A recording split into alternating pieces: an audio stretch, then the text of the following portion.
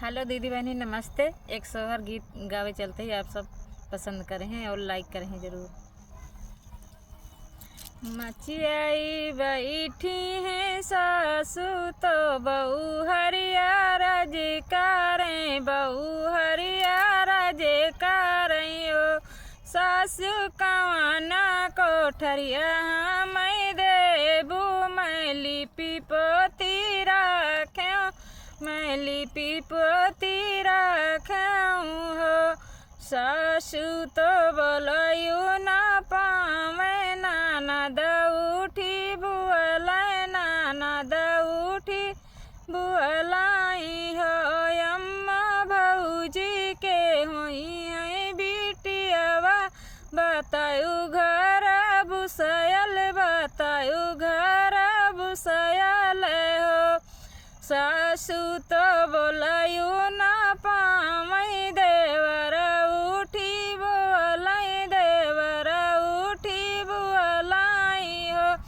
अम्मा भौजी के होई है हरी लवा बतायू गज उबर, बतायू गज उबर हो। अम्मा भौजी के होई है हरी लवा बतायू गज उबर हो। 8 महीनवा के बीत तो होरी ला जान में भाई लले ना जान में भाई हो। राम बजे लागे आनंद बधैया, उठने लागे सोहर, उठने लागे सोहर हो।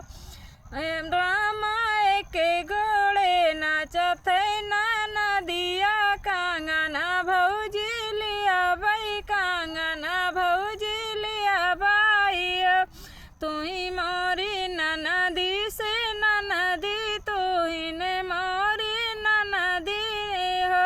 ननदी जाऊ मोरे होई है बिटियावा, कांगना तू है दिया बाई, कांगना तू है दिया बाई हो। नन